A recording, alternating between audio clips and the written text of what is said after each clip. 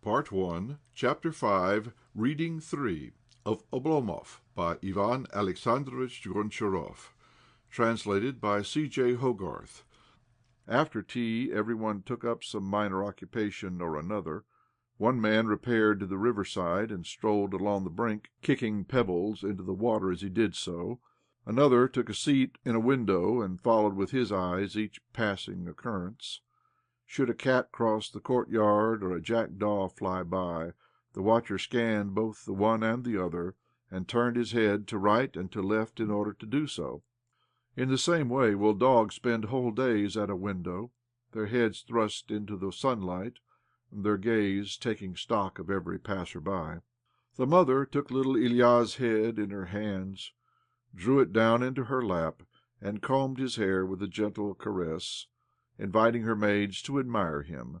She talked concerning his future, and preordained for him the hero's part in some splendid epic. For their part, the maids foretold for him mountains of gold. At length dusk began to draw in. Once more the fire crackled in the kitchen, and the clatter of knives became audible. Supper was being prepared. Meanwhile the rest of the servants gathered at the entrance gates, and thence came sounds of laughter and of music and the playing of gorelki. The sun had sunk behind the forest, yet still was sending forth its rays in a fiery, faintly warm streak, which, as it passed over the surface of the tree-tops, touched to gold the tips of the pines. Finally these rays successively expired until only a solitary beam could be seen, fixed needle-like in a cluster of boughs before going to join its comrades. Objects then began to lose their outline, and the scene to become blurred in first greyness, then a blank almost of total obscurity. The songs of birds grew fainter, then ceased altogether, save for one persistent singer, which, as though disagreeing with its fellows, continued to break the silence with intermittent warbling. Presently it, too, took to uttering its song at rarer intervals, and to whistling with more feeble insistence, until finally it breathed a last soft-drawn note, gave a flutter or two which gently stirred the foliage around it, and fell asleep. After that all was silent, save that some crickets were chirping in chorus and against one another. A mist was rising from the earth and spreading over lake and river. Like everything else, the latter had sunk to rest, and though something caused it to splash for a last time, the water instantly resumed its absolute immobility. In the air a dampness could be detected, and the air itself would be felt growing warmer and warmer. Amid it the trees looked like groups of monsters, and when suddenly something cracked in the weird depths of the forest, it might have been thought that one of those monsters had been shifting its position, and with its foot had snapped a dry bough in doing so. Overhead the first star could be seen, glowing like a living eye, while in the windows of the house were a few twinkling lights. The hour of nature's most solemn, all-embracing silence had arrived, the hour when the creative brain can work at its best, and when poetic thought seethes most ardently, and when the heart flames with the greatest heat of passion or with the greatest poignancy of grief. The hour when the cruel soul ripens to a maximum of strength and composure as it meditates evil, the hour when, at Oblomovka, everyone settled down to a night of profound, calm restfulness. "Let us go for a walk," said little Ilya to his mother. "God bless the child!" she cried. "How can we go for a walk? It is now damp, and you would get your little feet wet. Besides, we should find it dreadful out of doors, for at this hour the wood goblin is abroad, and he carries off little boys." "To what place does he carry them? And what is he like? And where does he live?" asked the child, whereupon the mother gave full rein to her unbridled fancy. As she did so, the child listened with blinking eyes until at length, on sleep completely overcoming him, the nurse approached, took him from his mother's lap, and bore him to bed, with his head hanging over her shoulder. "Another day is over, praise be to God," said the inmates of Oblomovka, as, yawning, they made the sign of the cross, and then retired to rest. Well spent it has been, and God send that to-morrow be like it. Glory, O Lord, to thee this night. Glory, O Lord, to thee. Oblomov dreamed a second dream. On a long winter's evening he was pressing close to his nurse, and she was whispering of some unknown country where neither cold nor darkness were known, and where miracles took place, and where rivers ran honey and milk, and where no one did anything the year round, and where only good boys like Ilya Ilyich himself walked day by day in company with maidens such as neither tongue nor pen could hope to describe. Also, the nurse said, there dwelt a kind witch, who sometimes revealed herself to mortals in the shape of a pikefish. And this witch singled out as her especial favourite a quiet, inoffensive boor, who formerly had been the butt of his fellows, and for some unknown reason heaped him with her bounty, so that always he possessed plenty to eat, and clothes ever ready to wear, and ended up by marrying a marvellous beauty whose name was Militrisa Kirbitievna. The nurse related the story, and the child, with alert eyes and ears, hung upon her words. So artfully did the nurse or tradition eliminate from the story all resemblance to everyday life, that the boy's keen intellect and imagination, fired by the device, remained enthralled until, years later, he had become even to man's estate. As a matter of fact, the tale which the nurse thus lovingly related was the legend of the fool Emmer, that clever, biting satire upon our forefathers, and, it may be, also upon ourselves. True, in proportion as he grew up, little Oblomov came to learn that no such things as rivers of honey and milk, or even such persons as kind witches, really existed. Yet, though he came to smile at his nurse's stories, that smile was never wholly sincere, since always it would be accompanied by a sigh. For him the legend confounded itself with life, and unconsciously he found himself regretting that the legend differed from life, and that life differed from the legend. Involuntarily he would dream of Militrisa Kirbitievna, and feel attracted towards the country, whereof nothing was known except that folk there went for walks, and were free from sorrow and care.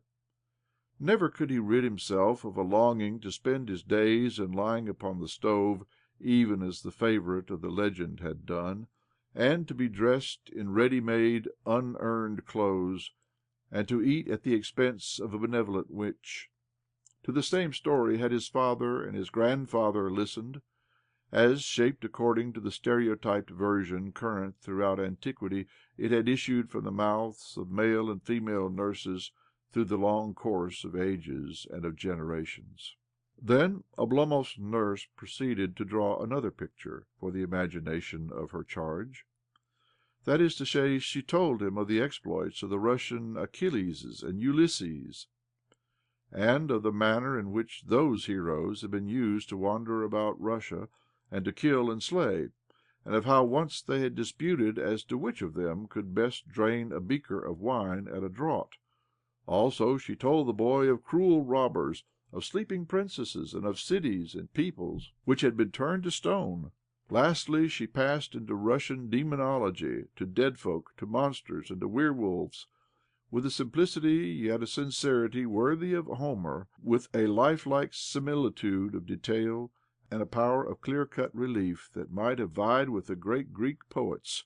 She fired the boy's intellect and imagination to a love for that Iliad which our heroes founded during the dim ages, when man had not yet become adapted to the sundry perils and mysteries of nature and of life, when still he trembled before werewolves and wood demons, and sought refuge with protectors like Aleshka Popovitch, and from the calamities which surrounded him, when air and water and forest and field alike were under the continued sway of the supernatural.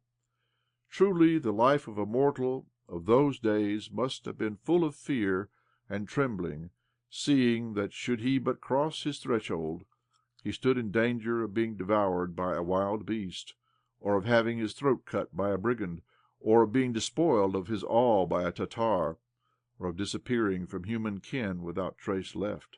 Again, celestial portents would be seen in the shape of pillars and balls of fire, while over a freshly made grave a light would glow, and someone would seem to be walking through the forest with a lantern, and laughing horribly, and flashing bright eyes amid the gloom.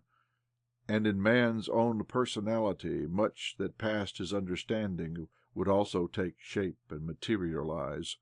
No matter how long or how righteously a man might have lived, he would suddenly start babbling, or shout aloud in a voice not his own, or go wandering o' nights in a trance, or involuntarily begin beating and assaulting his fellows.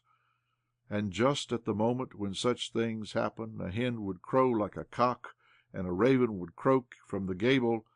Consequently, feeble mankind, peering tremblingly at life, sought in its own imagination, its own nature, a key to the mysteries which surrounded it.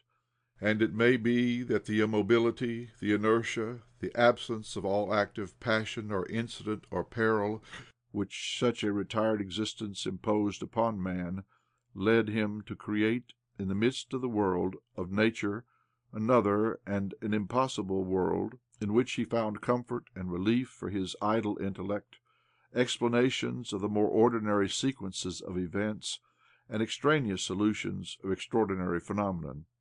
In fact, our poor forefathers lived by instinct, neither wholly giving rein to, nor wholly restraining their volition. They found themselves either naively surprised at, or overcome with terror by the evils and the misfortunes which befell them, and resorted for the causes of these things to the dim, dumb hieroglyphics of nature. In their opinion, death might come of carrying a corpse from a house head foremost, instead of with feet in front, and a fire be caused by the fact of a dog having howled 3 nights running beneath a window. Hence always they were at pains to remove a dead person feet foremost, though continuing to eat the same quantity of food as before, and to sleep on the bare ground, while, with regard to a howling dog, always they drove away the animal with blows, though continuing to scatter sparks broadcast over tender, dry floors. To this day the Russian, though surrounded by a stern, unimaginative world of reality, loves to believe the seductive tales of antiquity, and long will it be before he will have been weaned from that belief. In the same way as little Oblomov listened to his nurse's legends concerning the golden fleece, the great cassowary bird, and the cells and secret dungeons of the enchanted castle, he became more and more fired to the idea that he too was destined to become the hero of doughty deeds. Tale succeeded to tale, and the nurse pursued her narrative with such ardour and vividness and attractiveness of description that at times her breath choked in her throat, for she too half believed the legends which she related, so that during the telling of them her eyes would shoot fire, her head shake with excitement, and her voice attain an unwonted pitch, while the child, overcome with mysterious horror, would press closer and closer to her side, and have tears in his eyes. Whether the narrative treated of dead men rising from the tomb at midnight, or of victims languishing in slavery to a monster, or of a bear with a wooden leg which went roaming the villages and farms in search of the natural limb which had been chopped from its body, the boy's hair bristled with fear, his childish imagination alternately seethed and froze, and he experienced the harassing, the sickly sweet process of having his nerves played upon like the strings of an instrument. When his nurse repeated the words of the bear, "Creak, creak, wooden leg, I have visited every village and farm, and I have found all the women asleep save one, who is now sitting on my back and searing my flesh and weaving my coat into cloth," when also the bear entered the right hut, and was just getting ready to pounce upon the true ravisher of his natural leg, why then the boy could stand it no longer, but, trembling and whimpering, flung himself into his nurse's arms with tears of terror, yet also with a laugh of joy to think that he was not in the clutches of the bear, but sitting on the stove couch beside his old guardian. Full of strange phantoms was his mind, and fear and grief had sunk deep and possibly forever into his soul. Mournfully he gazed about him, and saw that everything in life was charged with evil and misfortune. And as he did so, he would keep thinking of the magic country where neither cruelty, nor noise, nor grief existed, and where Militrissa Kirbitievna lived, and where folk were fed and clothed for nothing.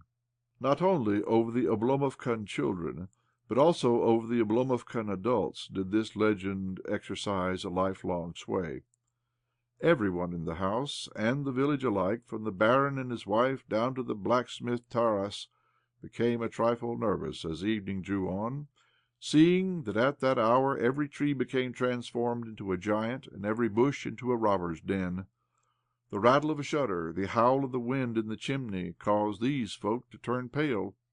At Epiphany tide not a man or a woman of them would go out of doors after 10 o'clock at night, and never during the season of Easter would anyone venture o' nights into the stable, lest there he should be confronted by the domovoi, by the horse demon. At Oblomovka everything was believed in, including even ghosts and werewolves. Had you informed an inmate of the place that a haycock was walking about in the fields, he would have believed it. Had you spread abroad a rumour that, say, a certain sheep was not a sheep at all, but something else, or that Martha or Stepanida had become turned into a witch, the company would therefore have walked in terror both of the sheep and of the maidservant. Never would their heads have thought it necessary to inquire why the sheep had ceased to be a sheep, or why Martha or Stepanida had become turned into a witch. Rather, these credulous folk would have thrown themselves upon any doubter, so strong was Oblomovka's belief in supernatural phenomenon.